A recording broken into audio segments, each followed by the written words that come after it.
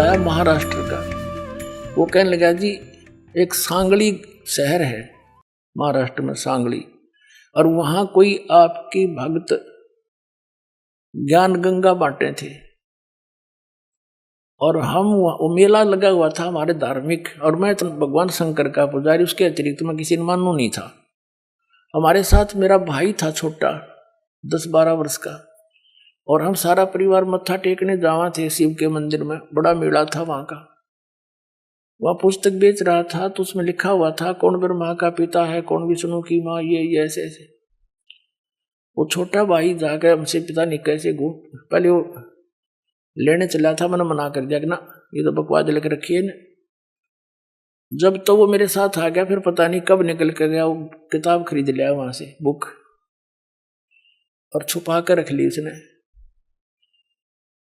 जब मैं गाड़ी से उतरने लगा तब देखा मैंने वो पुस्तक ले रहा हुआ हाथ में, उसे मैंने छीन ली और मेज पर उल्टी रख दी कि इसके दर्शन भी नहीं करूं। वह रखी रही 2 महीने तक। एक बार मेरा कुछ ऐसी टेंशन बनी, कुछ ऐसे सर्कमस्टांस बन गए, मेरा सिर पाटन न हो गया, घनी टेंशन हो रही किसी बात की, और मैं बाहर बैठ गया चेयर लेके। थोड़ी देर में ध्यान आया, पुस्तक दिखी वो रखी रखाई। मैंने सोचा इसने देखता क्या है, मैं लगा उस पुस्तक को पढ़ने। वो मेरी तो टेंशन मतलब याद भी कोई ना कचकित गई, और 3 दिन कंटिन्यूस पढ़ी। अरे सह परिवार लेकर आ गया परमात्मा का बच्चा, सारे परिवार को।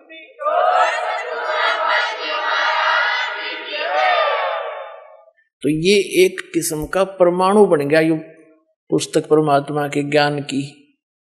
अब वो उससे फिर रिश्तेदार में जाती है, वहां से ले गया सैकड़ों पुस्तक, सबको दूंगा एक एक, और प्यार से पढ़ाऊंगा, अपने कसम खाऊंगा, बताऊंगा सच्चाई क्या है, मेरे जैसे भ्रमित है सारे। तो पुण्यात्माओं, आप सबका दायित्व बनता है यो कि अपने भूला न राह बतावे, और पहले जब बताना जब आपका विश्वास हो जाए कि दास सच्ची कह रहा है, ना भूल के भी इसका जिक्र ना करना जब तक आपका विश्वास ना हो।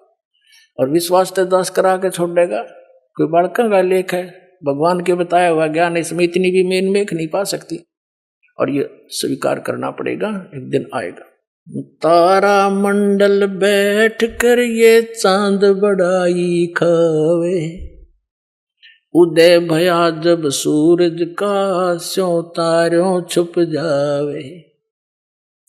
अभी तक हम जिस भी देवी देव ने पूजे थे, हमने वो गणाए में मावान लगे था,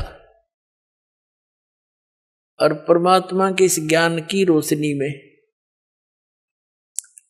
अब ये सभी ज्ञान ऐसे छुप जाएंगे, ऐसे निष्क्रिय हो जाएंगे, निरस्त हो जाएंगे, जैसे रात्रि के समय तारामंडल के अंदर आकाश में चंद्रमा सुशोभित होता है और सबसे ज्यादा प्रकाश युक्त नजर आता है। जब सूर्य उदय हो जाता है वो रहता विद्यमान है, पर उसका अस्तित्व नहीं रहता, हमारे लिए उसकी आवश्यकता नहीं रहती उस समय। तो अब ये सूर्य का उदय हो रहा है। अभी तो ये समझ लो वो देसी भाषा में झोड़ बोड़ा सा ही है, यानी थोड़ा सा वो सूर्य उदय होने से थोड़ा सा पहले रोशनी होती है। अभी तो इतना होया है यो। अरे देखना जो शिखर में होगा सूर्य, पूरे विश्व में ज्ञान हो जाएगा, ये पूरे विश्व में।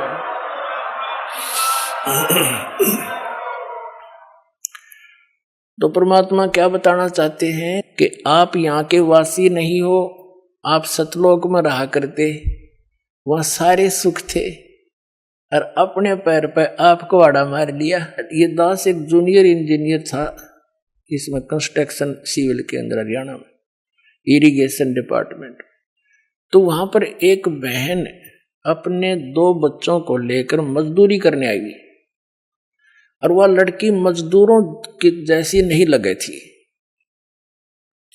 फिर भी कोई इतना विशेष ध्यान नहीं किया, मैं कोई बात नहीं, पता नहीं परमात्मा किस घर में कैसा बालक हो जाए। फिर वो रो रही थी रोने लगी कुछ देर बाद। दूसरे तीसरे दिन जब हम दोबारा गए, उससे पूछ बैठा, बहन क्या बात है, क्यों रो रही हो? वहीं पर और कई मजदूर बैठे थे, बेलदार वगैरह, उनकी पत्नियां थी, वह बहुत बुरी तरह रो ही रही थी।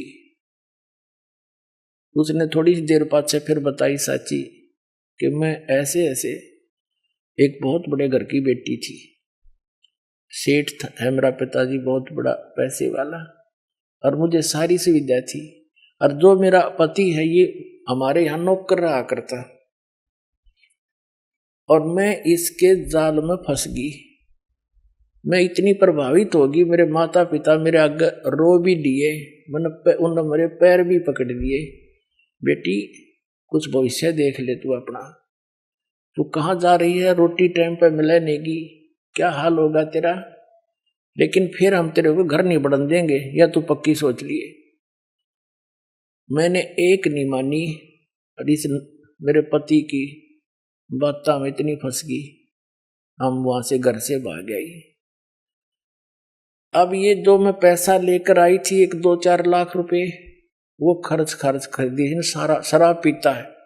अब मैं मजदूरी करती हूँ और वो मेरे पैसों से शराब पीता है, और बोल लूँ तो मैंने रोज कूटे। अब कोई मेरा वाली वारस रहा नहीं कि तो मैं दुख रोज दूं जाके, मैंने अपने पैर पे आपको आड़ा मार रखे। तो पुण्यात्माओं, आज आपकी वो दशा है, आप उस समर्थ ने छोड़ के इस कंगाल के साथ आ गए, और यहाँ हर एक चीज का टोटा, समय पर टूक नहीं, वर्षा हो जा, 2 दाने हो जा, ना भूखे मर जा, अकाल गिर जा। उस समर्थ को, उस स्थान को छोड़कर आप यहाँ भिखारी बन गए, और वहां सदा व्रत था, यहाँ टाइम पर टूक नहीं मिल रहा। 90% व्यक्ति दुखी है, यहाँ 90% हैंड टू माउथ है, और कम से कम विश्व के 20-30 बल्कि 40% आदमी मांस खा के गुजारा कर रहे, मछली कोई खाने नहीं, ये खाने की चीज है, नरे पाप कमाने। तो कहने का भाव ये है पुण्यात्माओं, हम गलत स्थान पाएंगे, या वह वस्तु है ही नहीं जो हमने, जिसकी हमें आवश्यकता है, अति आवश्यकता है। किस किस चीज की आवश्यकता है? तो मृत्यु नहीं होनी चाहिए।